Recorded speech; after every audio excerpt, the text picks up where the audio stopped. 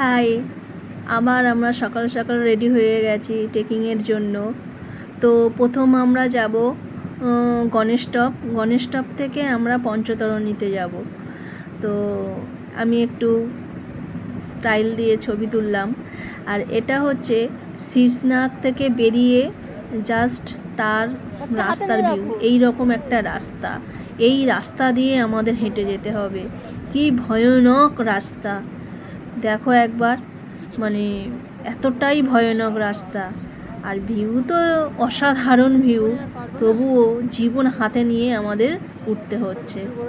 সত্যি খুবই মারাত্মক কষ্টের।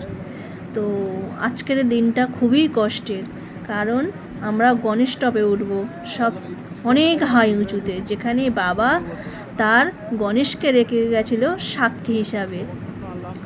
তো দেখো চারিদিকের ভিউটা। তো আমার সোনুর তো খুবই শরীর খারাপ, জ্বর। ওকে নিয়ে জানি না কি করে উঠবো ভেবেছিলাম, কিন্তু বাবা ঠিক পৌঁছে দিয়েছে।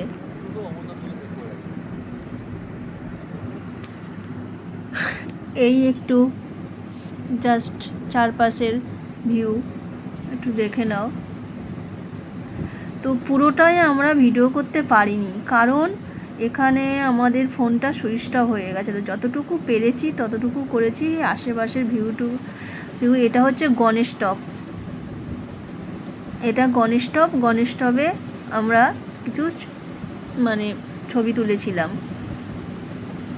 তো এতই কষ্ট হচ্ছে, আমি শুয়েই পড়েছিলাম। তারপর একজন একটা ত্রিশূল দিল, তাদের ত্রিশূল নিয়ে একটু ছবি তুললাম। তা দেখো গণেশ টপ থেকে এটা নিচে নামার ঠিক রাস্তা। এটা একটু ঢাল আছে, কষ্ট অতটা নেই, কিন্তু খুবই সুন্দর। এখানেই আমি শুয়ে পড়েছিলাম।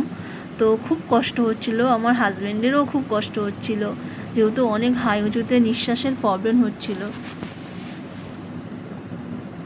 দেখো চারিদিকের ভিউটা খুবই সুন্দর।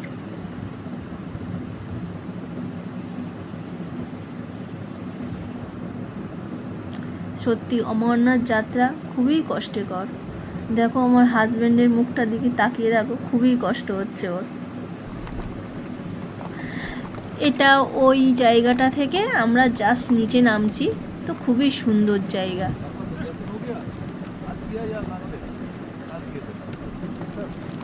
আচ্ছা বাবা আছে বল।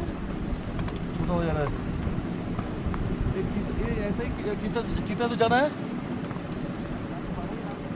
अच्छा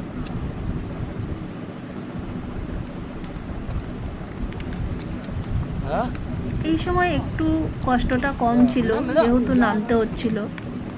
গণেশ টপ থেকে আমরা নামছি, যাব আমরা পঞ্চতরণীতে।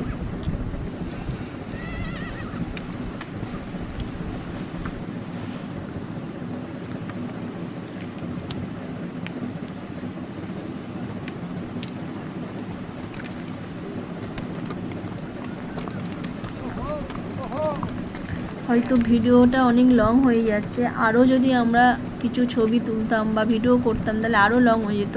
যেহেতু আমাদের ফোনের চার্জ নেই, একদম চার্জ নেই, তার জন্য আমরা জাস্ট একটু যতটুকু না তোলার ততটুকুই তুলছি স্মৃতি হিসাবে। দেখো আমার হাজব্যান্ড আসছে। আমার সোনু তো আগেই উঠে গেছে, আগেই চলে গেছে, তাই ওকে দেখা যাচ্ছে না ভিডিওতে।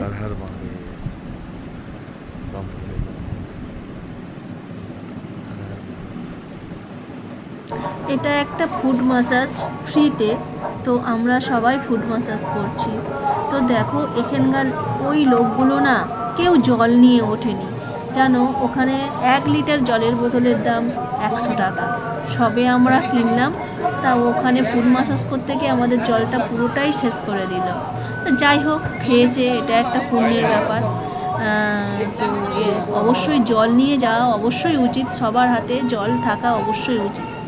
হ্যাঁ, তাতে অবশ্য ওআরএস বা নুন চিনির জল অবশ্যই থাকা উচিত।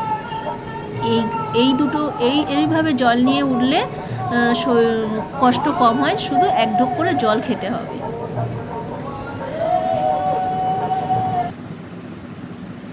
একটু একটু ছবি তুললাম।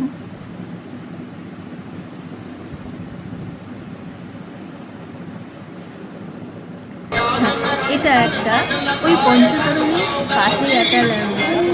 দেখো ভান্ডারটা মানে এত সুন্দর সুন্দর খাবার তুমি মানে খেয়ে পারবে না।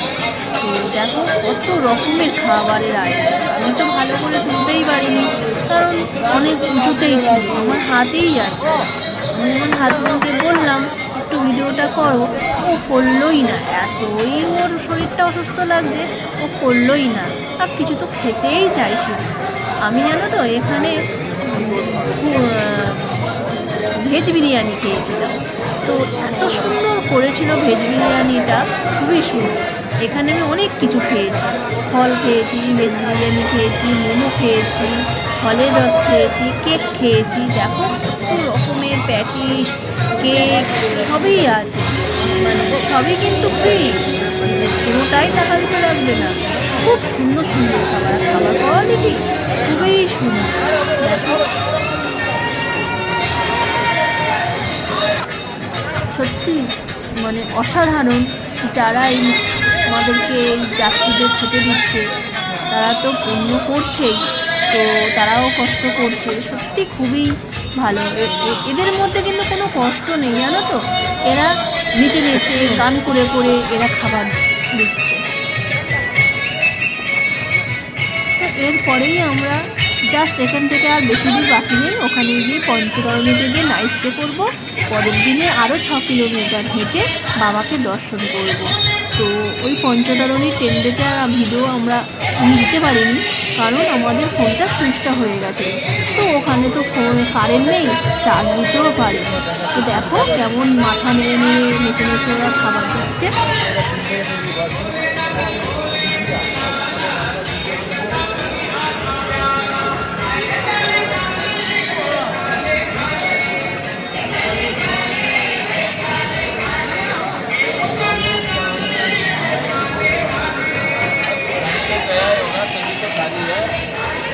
তো আজকের এই পর্যন্ত, তোমরা একটু দেখে নাও ভান্ডারার খাবারগুলো।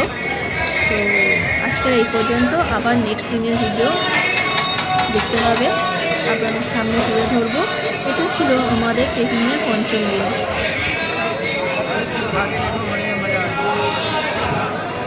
এখানে না সয়াবিনের কাবাব, ফুলকপির কাবাব, ফলের কাবাব, যে সমস্ত রকমের ফলের কাবাব সব বিক্রি হচ্ছে। দেখো বলা হচ্ছে, সব দিচ্ছে।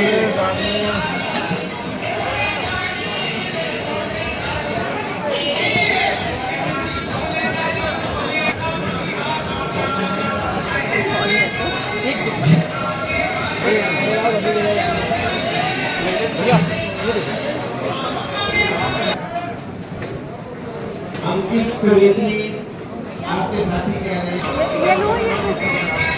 এটা মোমো ছিল।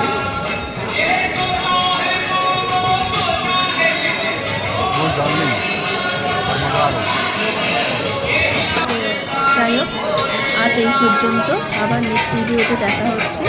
টাটা।